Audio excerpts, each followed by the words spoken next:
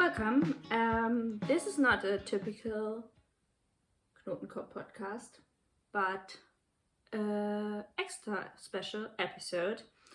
I wanted to talk about seasonal knitting in my last episode already, but as usual I was talking too much about my whips, so I didn't find the time. And today I'm at my dad's place, my lovely vintage sofa in my old kids' room, and he just made some Easter bread. Usually he makes it in a bunny form because last weekend was Easter, but I wasn't here, so he made it for me this weekend.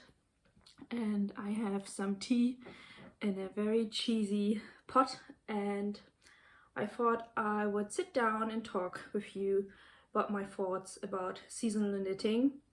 I would love to knit with you guys, but I actually can't knit and chat.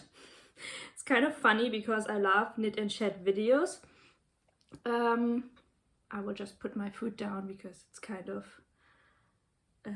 rude to talk and eat. Yeah, every time I start talking while knitting, I just automatically stop knitting. So just trying to knit and chat, I think it's kind of pointless. Yeah, every time I meet with friends for knitting and just hanging out together, it always ends up that they are knitting and I'm talking all the time and I get nothing done. So yeah, we're just chatting. Maybe you are knitting and get something done, and that's good as well. So I came up with this video while watching a lot of other YouTubers do these seasonal inspirational knitting videos, and I love them, don't get me wrong. I think they're great, especially these mood boards. They are like so pretty. I used to do them when I was when I used to work as a landscape architect, and I really, from an aesthetic point of view, I love them. I just, while watching them, I found these videos kind of unrelatable for me, and yeah, that's kind of what I wanted to talk about. And I just watched Marlene's latest podcast episode, and I think she doesn't need any introduction. Probably most of you watch her videos anyways, and she's also a German knitting podcaster, and she also talked about like German seasons or yeah, like seasonal weather we experience here. And that's kind of what I wanted to talk about as well. Yeah, kind of, I mean, I live at the coast of the North Sea in northern Germany, and we have very unpredictable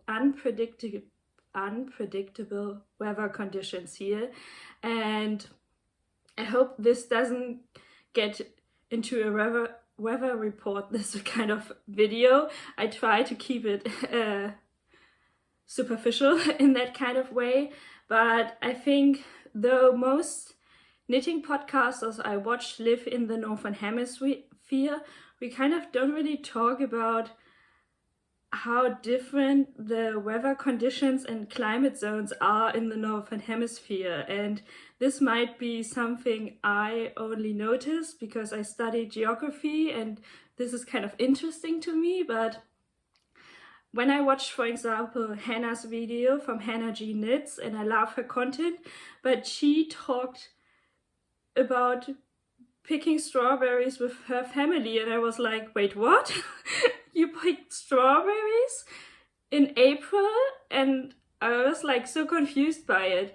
And I mean, from a scientific point, I know that this is possible. I studied these kind of things, but I mean, strawberry season isn't like really a thing here until July. Like you go strawberry picking with your family in July or August. If we're talking vegetables and fruits, kind of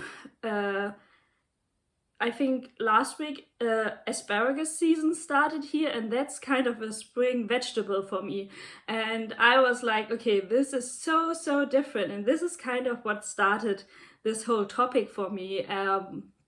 Yeah, so this got me thinking, like, obviously this also relates to what you can wear and what you are knitting for yourself and for your wardrobe.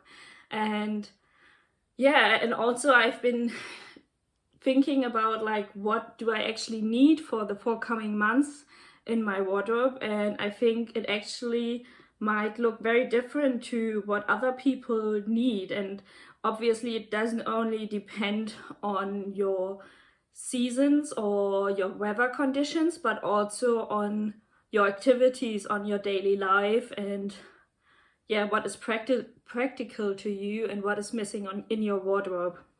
And also what you enjoy knitting, because sometimes you just knit what you want and what you find pretty and what you enjoy, and not what you need in your wardrobe, which is totally okay and alright and fine with me as well. But I want to knit something that is actually wearable for me and which I have a lot of use for. And so yeah, let's talk about a little bit about spring weather where I'm living. On like 2 days ago, I went with some colleagues visiting another colleague who has he's working at an outpost, kind of. He's working in a container in a nature reservation area. So yeah, we went there and visited him, and also my colleagues brought their dogs, and we went afterwards on a walk on the dikes. And when we arrived, it was already windy, but for the conditions where I live, it's not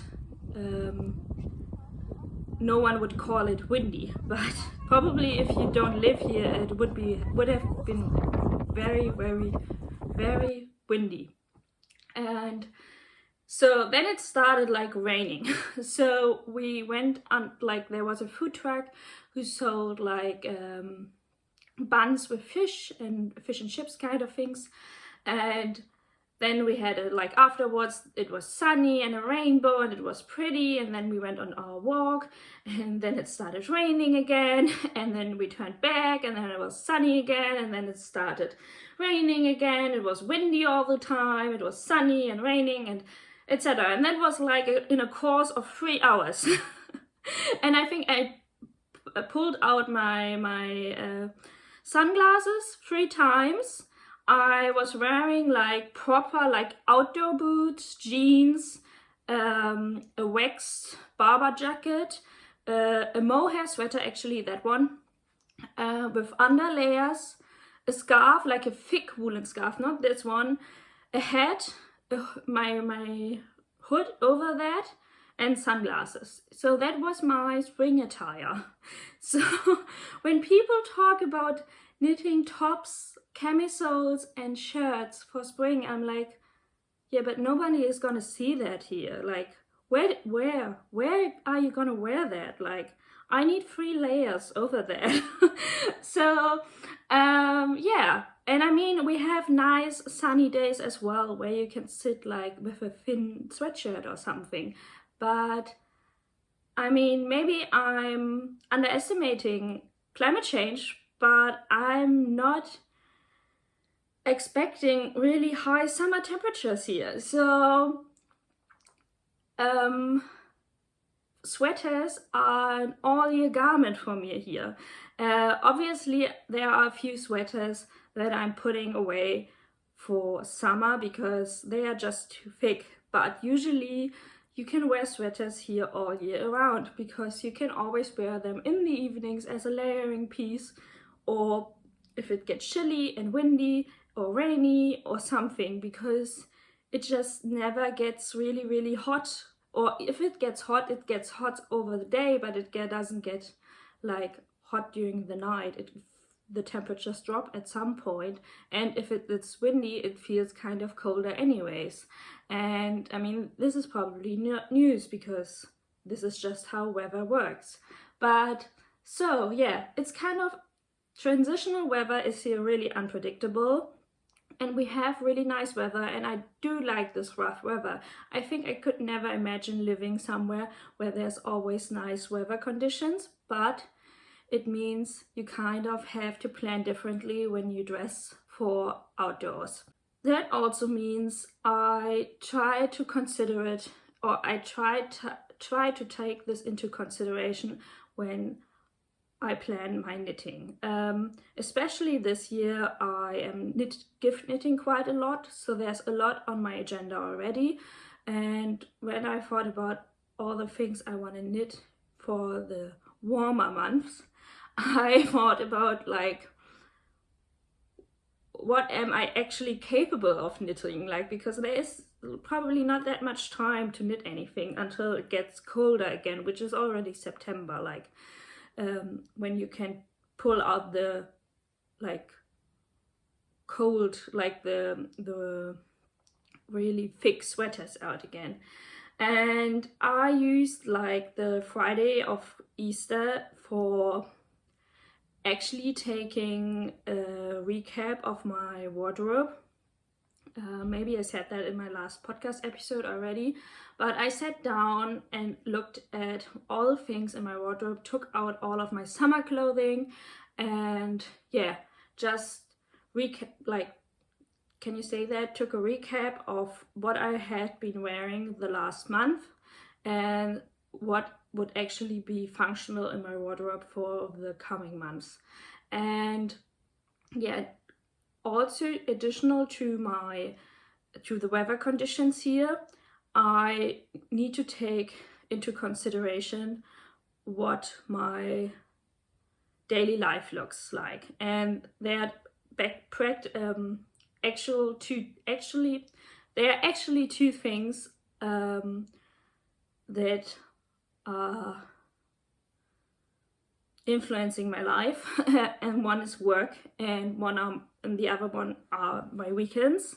And on my weekends I like to do a lot of trips and outdoor things like bike tours, going for long walks, and outdoorsy stuff kind of things.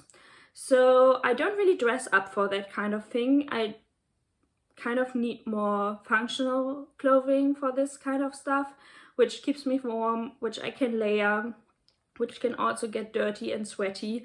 So knitting is kind of unpractical for that. Not, of course, sweaters. They are warm, they keep the wind out, they are really good, but not under layers. So I prefer to use for that actually store-bought t-shirts, tops, and everything else that goes under my sweaters, because you can just throw them in the washing machine without any thought, and it's just easier. And I have them already in my wardrobe, and I don't need to replace them with something knitted. The other thing is work, and I think my working conditions have changed the way I'm clothing or I'm dressing quite drastically. First of all, I work in administration, and it is definitely a more official workplace than I have ever worked before. And also we have a dress code, I found out recently. This is a whole problematic topic for me that I won't get into it otherwise than saying it is quite sexist and outdated. It is from the 80s, and I'm quite working on it, that we are getting rid of it. But at the moment it is there. I don't know the full extent of it. Just some information that are some things that are forbidden or not liked to be seen at work.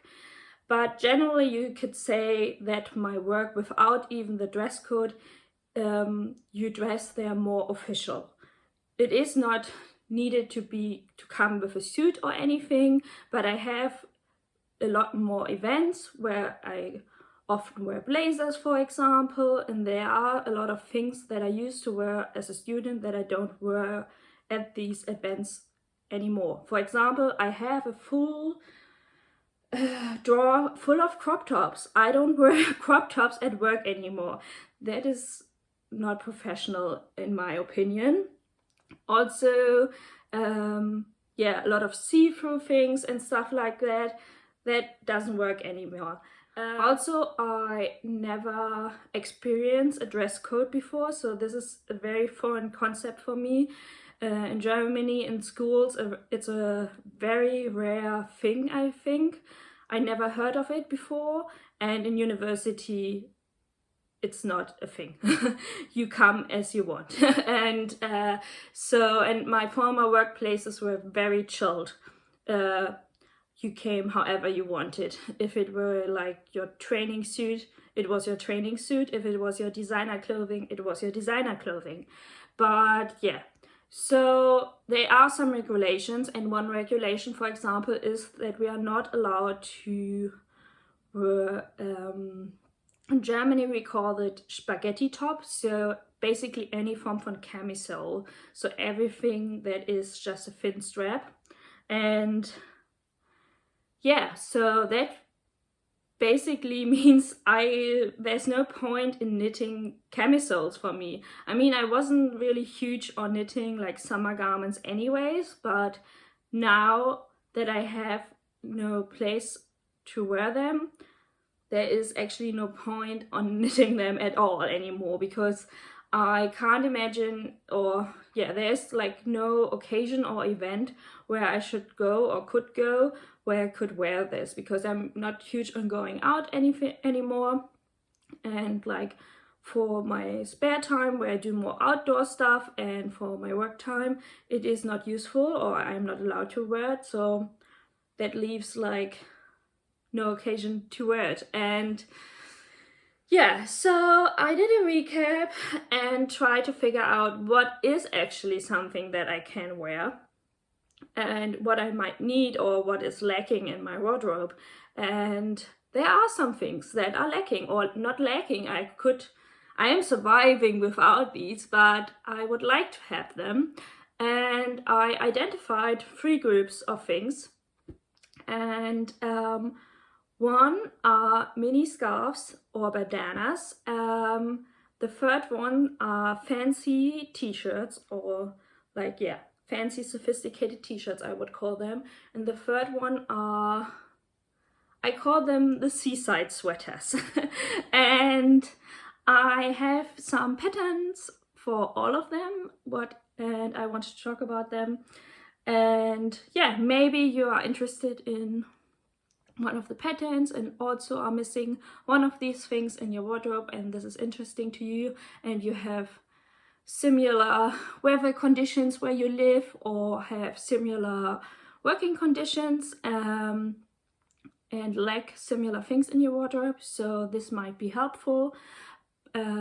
So yeah, let's get into these patterns. It's already 20 minutes into it, so I think we should start talking about knitting. One thing I wanted to mention, I think color-wise I will stay in the neutral color palette.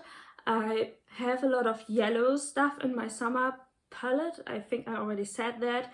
I have a lot of yellow shirts, blouses, and even pants. And yeah, otherwise it's all a lot of like white linen shirts, vintage like lacy blouses, and a lot of jeans and blue and gray and black, like neutrals. I consider like blues neutrals now as well, because yeah, jeans is a neutral clothing item to me. But like one thing I'm really looking for is blueberry yarn. I wanted to knit my friend for August something blueberry colored, but I decided to knit her gift sweater in a different color, and so but I still want to knit in a blueberry color, so I'm looking now for a blueberry yarn, and probably more for some more summery yarn. Doesn't need to be a cotton yarn, but a merino cotton would work as well. Yeah, And it's really hard to find that perfect blueberry color because most go more into a jeans or a navy color, so they have a more yellowish undertone. Or I think also this cobalt or electric blue is very in right now. But I want like a blueberry color, so it has more of a reddish undertone, but it's not a purpley. But yeah, I think I would love to have something for the summer in that color, because it's a color that reminds me of summer, of August, for example. But otherwise, I think I will stay very much true to my color palette. Yeah, probably blue, yellow, beige, gray, very much like that. I mean, blueberry blue is also blue, but that's just something very specific that I would like to have for the summer. Yeah, otherwise, I mentioned already that I really like that Sandnes Garn red, so I could imagine knitting something as well in that again, but I'm not fixed on that, so we will see. I definitely want to use more from stash because I have some relics from the last 10 years and especially from the last year of cotton yarn, and I need to see how much I have from each color, so what is actually possible with this scrappy cotton or summer yarns. But I would like to use up some of that this year. I don't think I will be able to use up all of it, but yeah, and most of that is blue and white and gray, so I think, yeah, very much the mentioned color palette.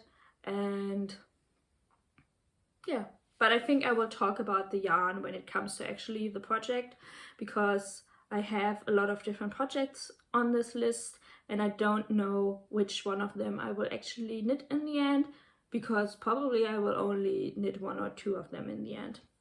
So let's get into that list. So the first category is bandanas and mini scarves, similar to the one I'm wearing like right now. I knitted this one in late summer, autumn, when I had the interview for my current job right now. And I also knitted this before for my grandmother, and this is the Sierra scarf by Steffi Design or something, steffiestudio. Yeah, and this one is knitted without the eyelet lace part, but yeah, I can just take it off and show it again. It's just a triangular, really simple bandana shaped scarf, and I have so much use of it that I really want to have more of these scarves. Yeah, I think they make every outfit a little bit more interesting, and I'm currently knitting the Lea scarf from Leknit, and I really love that project, as I mentioned in my last podcast episode, because it is quite interesting knit and it also uses up a lot of scraps. And I think also these mini scarves are really cool projects because they are, you can experience with colors and scraps quite a lot. And with my big projects, I'm not that experimental, but with these small projects, you don't invest so much time and money, so it is quite convenient to try out a few different things here and there, also different pop of color, and especially with springy colors. And I really like the look. I think they make everything look more interesting. I like this like more cowboy vibe that it gets, but also it can give like this Parisian chic look. So however you like to style it is quite versatile. Versatile? Is it a word? Yeah, I think so. So yeah, I'm quite into them, and also I've seen a lot of new patterns come out recently that are really cool, and I like their texture and design, so I think they're worth mentioning. And as I said, it's a really windy region where I live, because it's like directly at the coast of the North Sea. So having something that covers your neck is quite useful, especially because you don't always need in these transitional months a scarf, because that's just too much. You don't need a whole thick woolly scarf, but you just want to protect your neck, especially on a bike ride or something, so that's just perfect. And it also, at work, it makes it look a little bit more elegant, because my workplace has really poor isolation, like the building is very cold in the winter months, so most of us sit there with like woolen blankets and stuff like that, and or with like scarves, but on meetings you kind of look like you're outdoors, and so this is a more elegant version for a meeting, for example, but you still like have some warm coverage along your neck. So the first one, and I'm just warning you, there are a lot of patterns of other loops and leknit in here because, as I mentioned before, I'm obsessed with these two designers lately. So yeah, the first one is the Waffle loop bandana, and I think I need to open these patterns on my iPad because I saved them well, but I don't have them all in my head right now. But yeah, I think it's this waffled texture, which looks really cool. It definitely reminds me of this when you get like waffled textiles that you can like sew things out. That's really cool, and I really like that fabric as well. So I think for bandana, that's really cool as well. The other thing is the Hoja scarf, or the Hoja, however you say that, by leknit, which is a beautiful, delicate lace scarf. And yeah, I think there's nothing to say. It's just beautiful. It has this like leafy diamond shape kind of going on. I also have already this perfect yarn for that in my stash, also in a beigey color like that. So that would be something I could knit from stash, which would be really cool. The other one is the Victoria scarf by Icy from Orsaknits, which has like these small delicate cables in it. I think that looks really cool as well. Another pattern I found is the Minou scarf collection by knittingdeer, and I really like that one as well. It is like really interesting combination out of like cables and ribbing, and you get like 3 patterns in this collection, one for like a headband, a smaller scarf, and a bigger scarf, which I find really cool, that you have like the set or these options. So depending on what you need, you really can choose. I think for me it would be like the smaller scarf, so similar to that size would be the most useful, but also like this texture big scarf would be really nice for winter. So yeah, really pretty. I also found the Pastel scarf by pastelkollektivet. I never know how to say her name, but she's one of my favorite designers. I mentioned one of her head designs on here before. She also brought out now English designs, so that's really great. And she just brought out also the Maya pullover or something. It looks like a really cool sweater design, which I'm definitely planning on knitting in the future.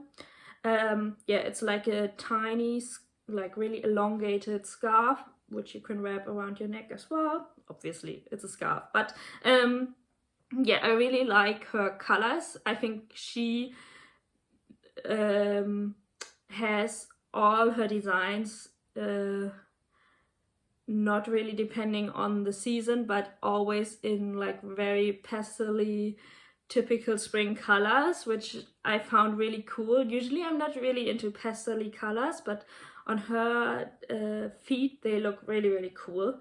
And so yeah, if you're looking for like typical color spring inspirations, I would definitely check her out because she's the queen of these colors, I would definitely say.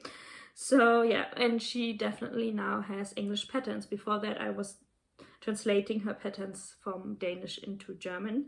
And also one pattern that should be free is a textured bandana by indiblomst, and her, I don't know if she's Danish or Norwegian, but I think she's Scandinavian, and she does especially a lot of cute kids or baby wear, and I think that's how I found her, because I was looking up some baby knitwear because I'm going to knit for a baby of a friend, and you should get that bandana actually for free if you add your email to her newsletter.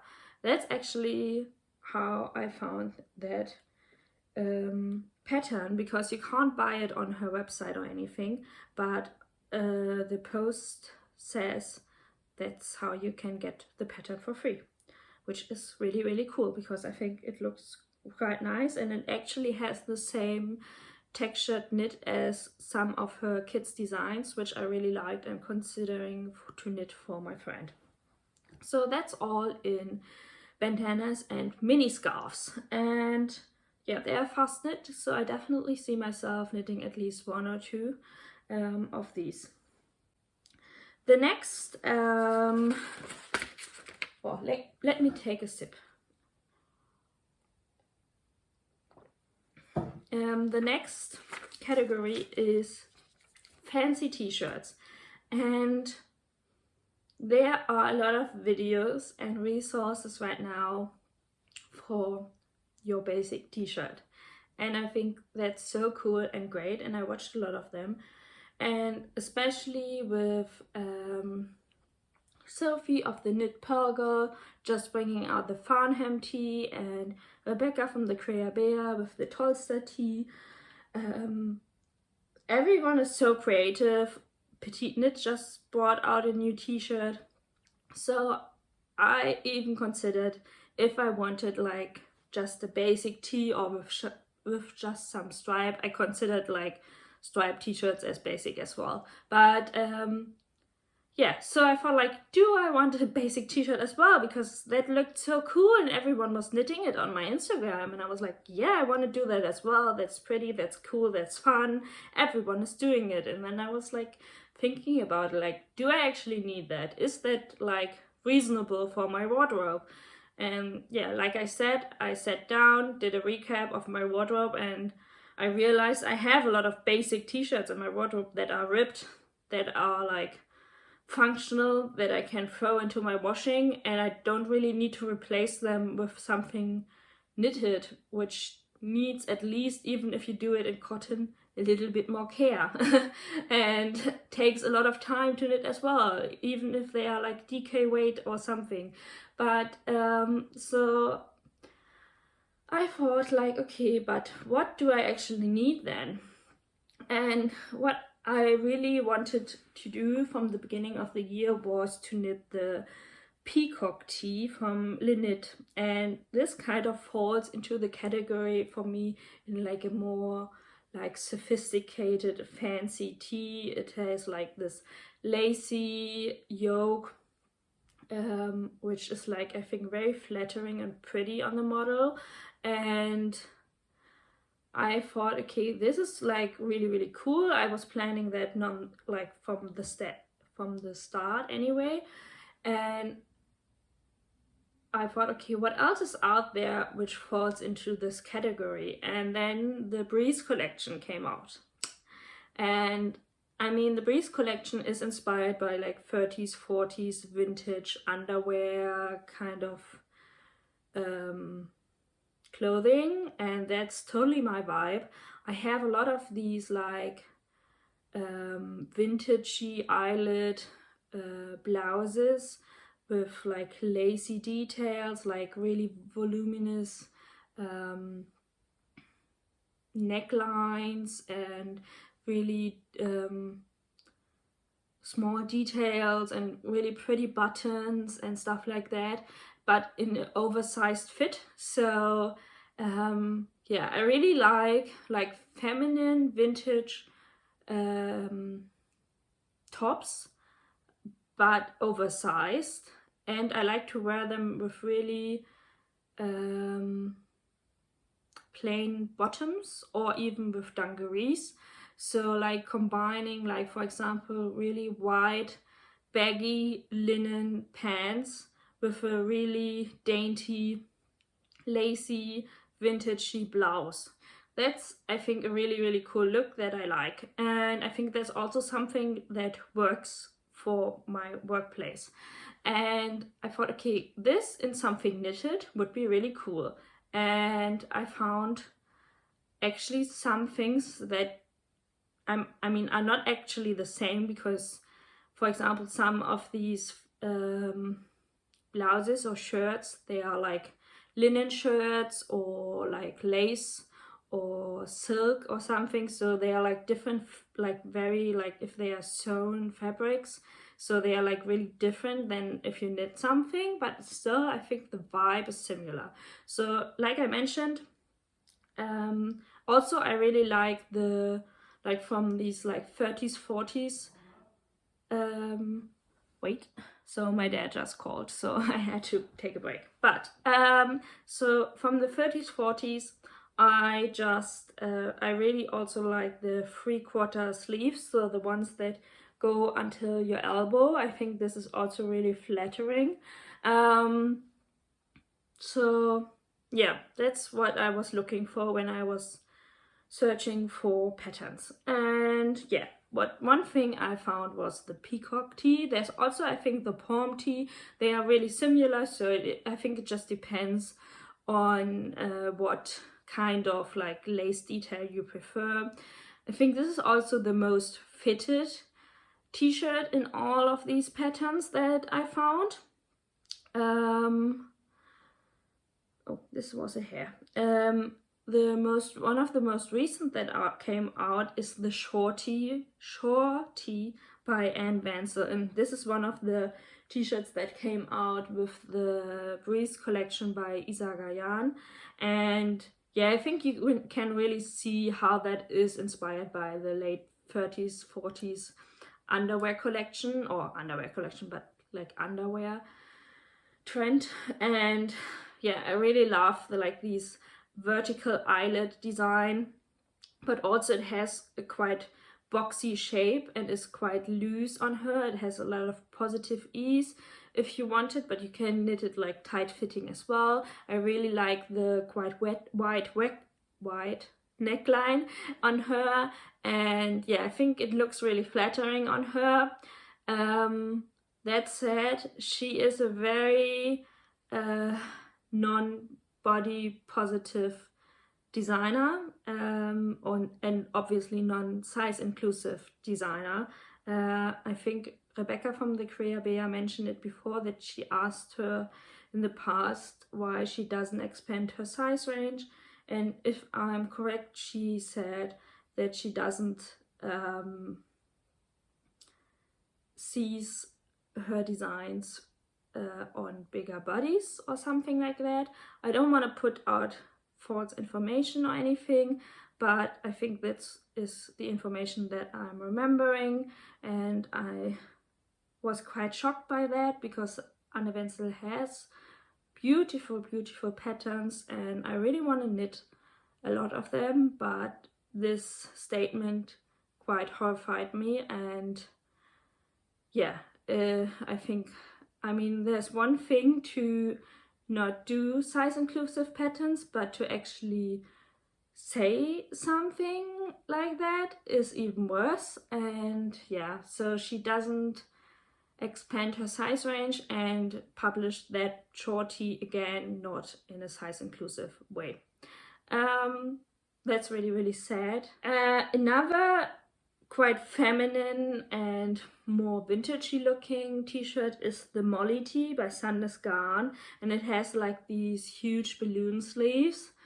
I really liked it, and it's also more like oversized and loose fitting, which I like, so you can put it like into high-waisted shorts and stuff like that, because I also like my t-shirts not to fit so tight, because if in the summer, if you're sweating or something in a meeting, you don't want to have like under boob sweat or something, or so I would rather have something that is a little bit looser from here on and be able to put it into my pants or something.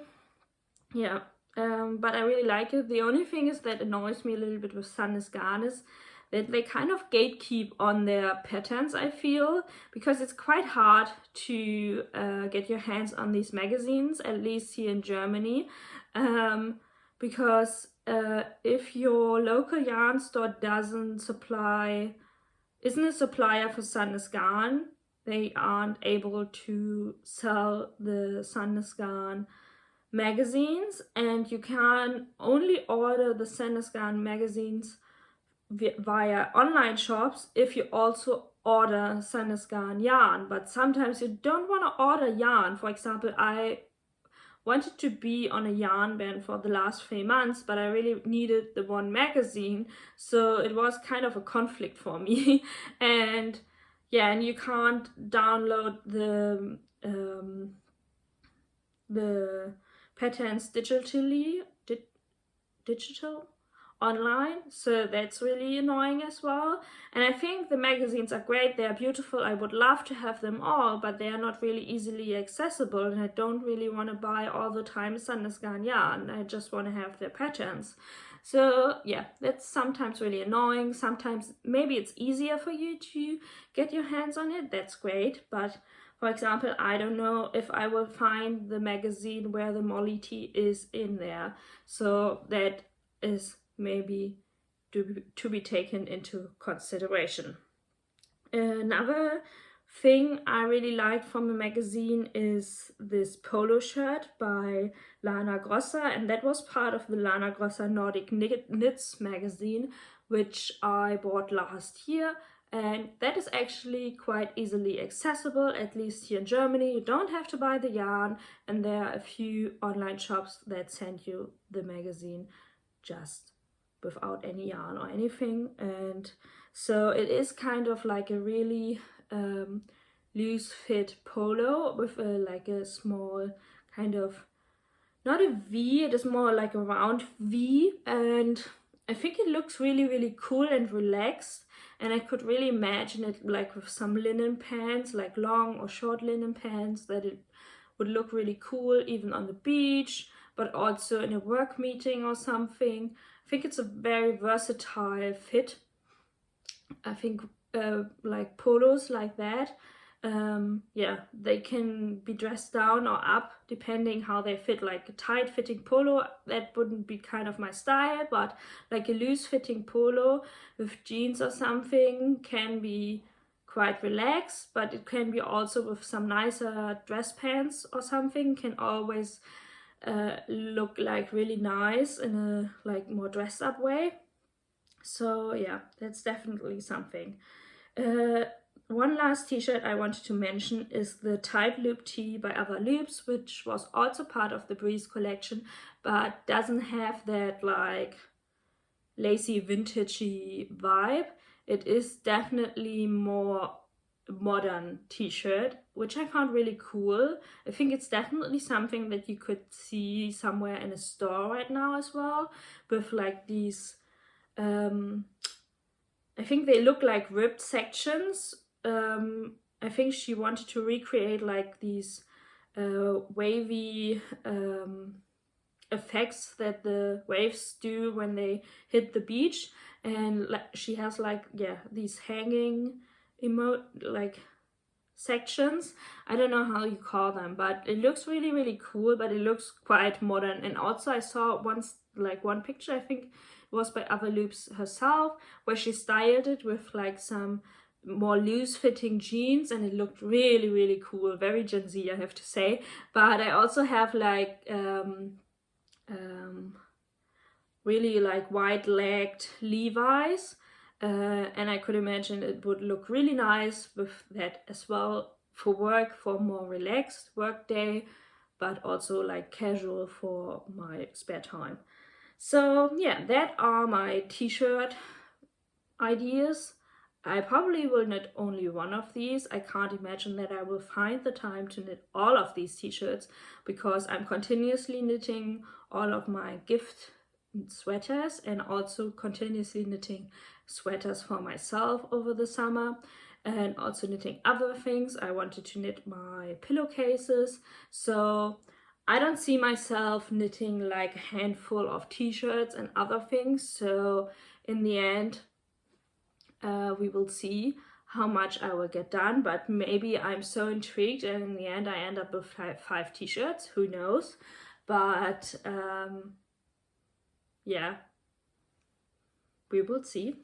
And the kind of last category that is not missing, but I would like to have in my wardrobe, and I kind of hit on that before as well, is like I call it the seaside sweaters or the summer stripe sweaters.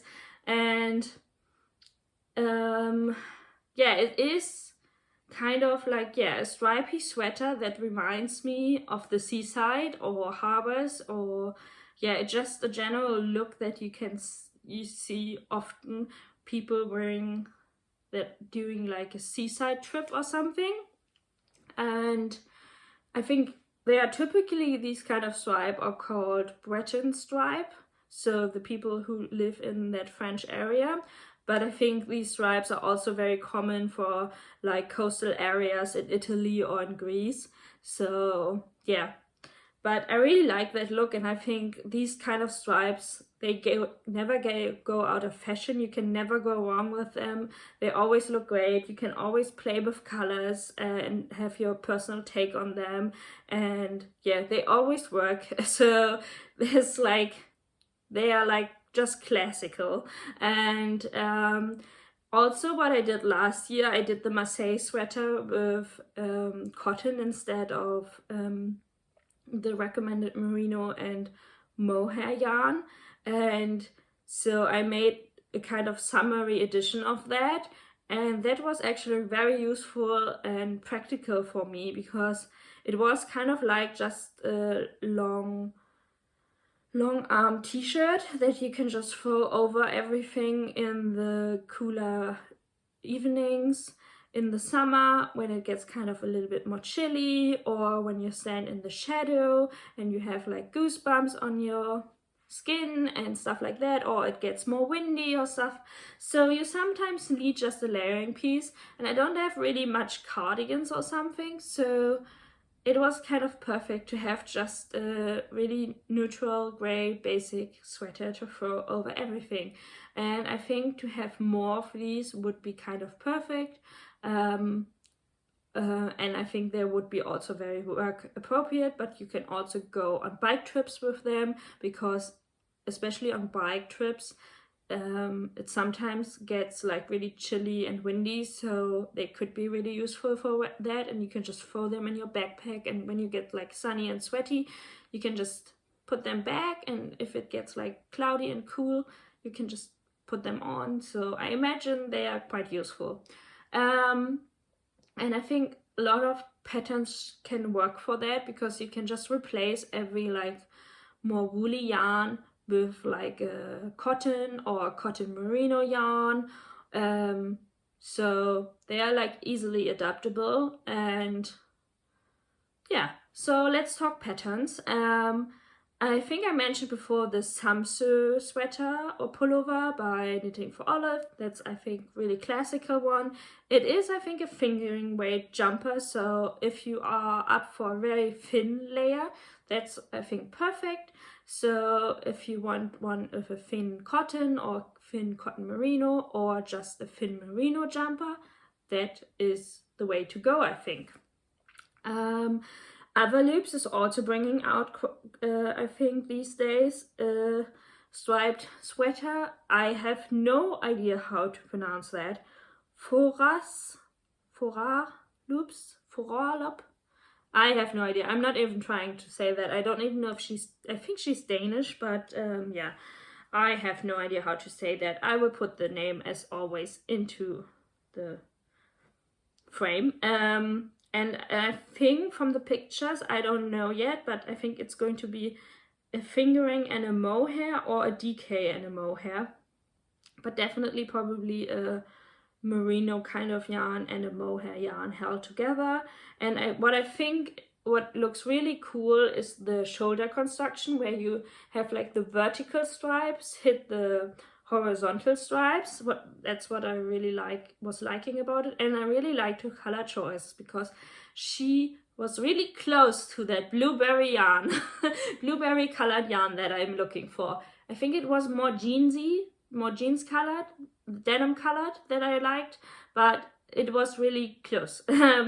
So yeah, I'm really looking forward to when she puts out that pattern.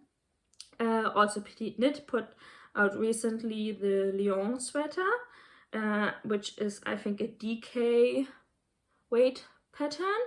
And obviously there is the Farnham sweater by the Knit Pearl Girl, which is I think a little bit more interesting than the others, maybe because it has like this mock neck section, and I think that's also DK weight.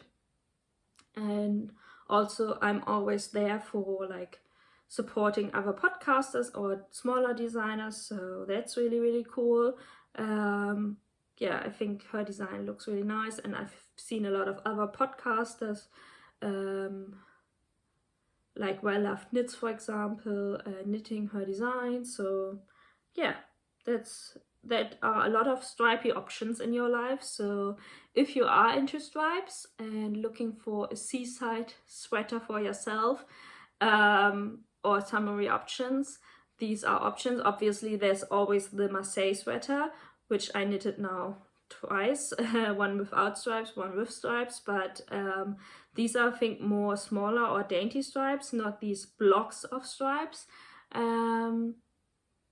Yeah, and I guess there are like multiple other options out there, but these are the ones that have been popping up recently on my feed. I'm also planning on knitting the Seaside set for the baby that my friend is giving birth to in July, and I'm guessing, but I'm knitting the 3 to something size, 3 month to something size, so the baby is able to wear the set in autumn. And I will probably pick, or I ordered already, some autumny colors. So yeah, I'd imagine that would be really, really cute. But yeah, she doesn't know that she's getting baby clothing from me. But yeah, there are going to be a lot of stripes in my life. But also maybe I'm knitting the seaside sweater, not the baby seaside sweater, but like the me seaside sweater in this like red yarn, which would be really cool. Still considering that. But then I need to decide what I want to knit in the blueberry color, because I haven't thought about that yet. Yeah, so we will see. A lot of options. But yeah, since I'm living at the coast, I definitely want to have some more stripes in my life. There need to be more stripes. Also, like I already established that I'm really into the coastal look, coastal harbory fisherman look, and I have to laugh so much because I'm sitting here right now next to my very French hat, and I mean, just imagine me with my stripy seaside sweater, like going for a walk at the coast. I mean, it's a look, it's a vibe. We have to do it. It's just a thing. And yeah, probably I'm not going to be able to wear this here because it's just going to blow away. It's not possible to wear at the coast in where I live, but you have to wear something like this because it's tucked firmly on your head. But the thought is nice, the look is nice, the idea is nice. Maybe I take nice finished object pictures with my straw hat. And maybe I go somewhere nice on holiday where I can wear both of that, but probably I lose that hat when I go walking on the dike. So yeah, that are my seaside sweater ideas. And even though I'm not planning on knitting any camisoles or tops, wow, that looks adventurous, my hair.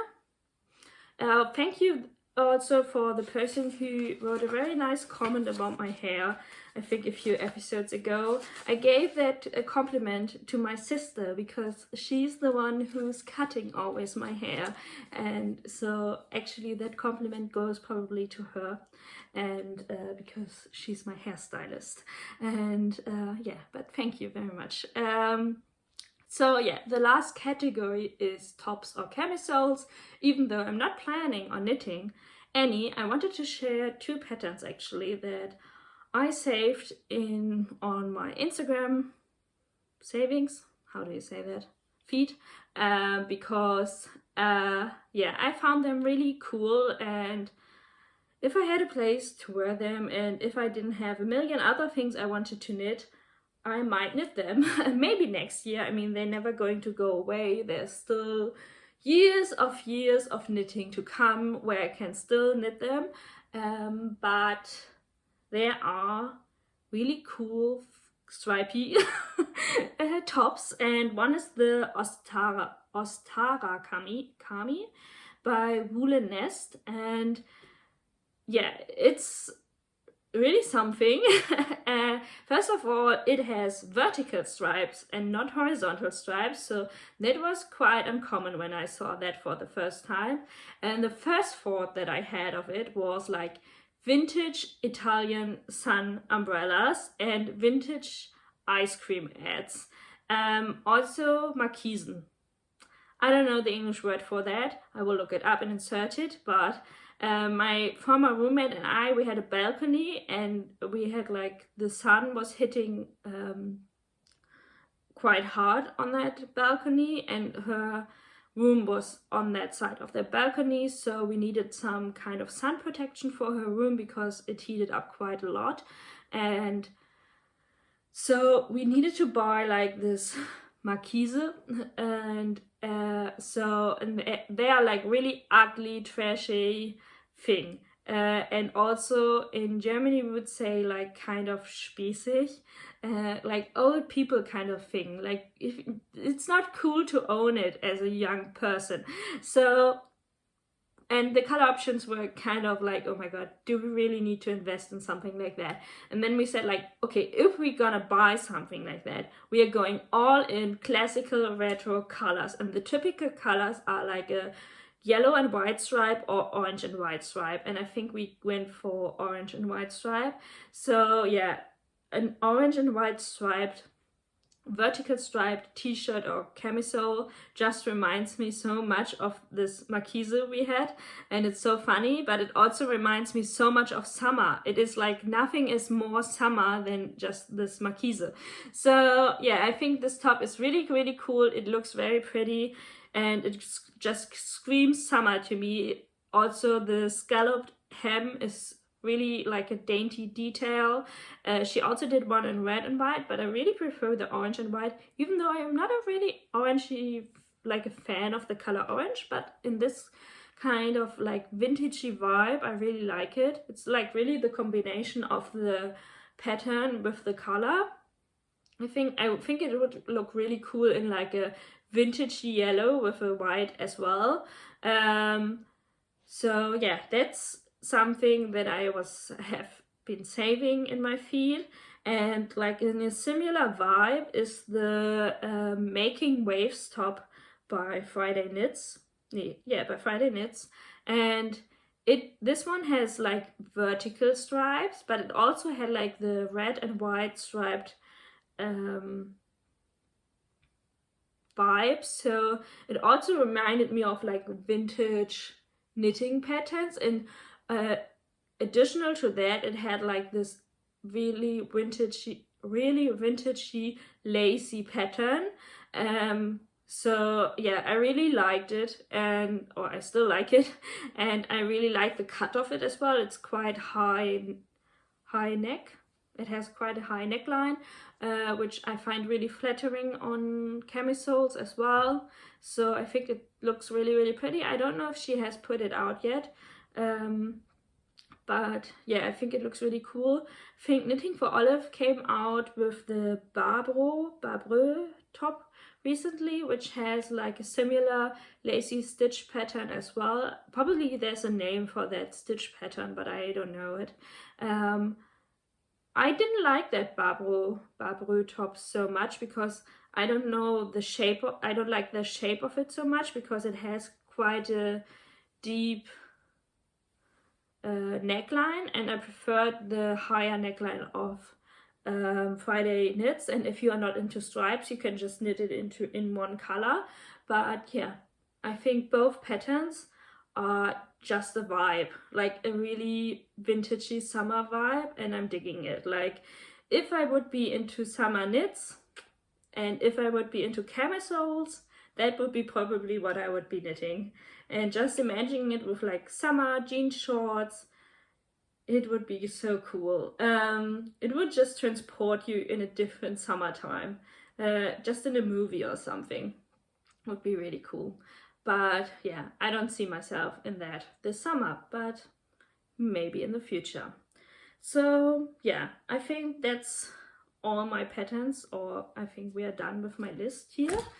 I filmed this video before, but I didn't write down the patterns and it was a very chaotic video, so I decided to refilm it. And so yeah, I hope this was interesting to you. I hope you're still with me. Maybe you decided to knit, you're going to knit one of these patterns as well. So I see you maybe in one of my podcast episodes again. Definitely let me know what your thoughts on seasonal knitting are, because yeah, I'm really interested in different seasons and different weather conditions in the world and how people experience it, because yeah, depending on your daily life and your activities, and yeah, also if you like how you experience temperatures, like a lot of people are always cold and others are always hot.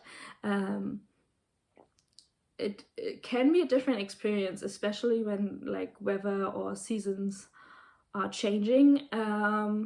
Yeah, so this is what I wanted to share and talk about. So I definitely are interested in your thoughts and comments. Let me know what you are planning on knitting in the following months. Maybe there's something I missed that will fit into these 3 categories that I'm planning on knitting in. And yeah, I see you in my next regular episode, and happy knitting!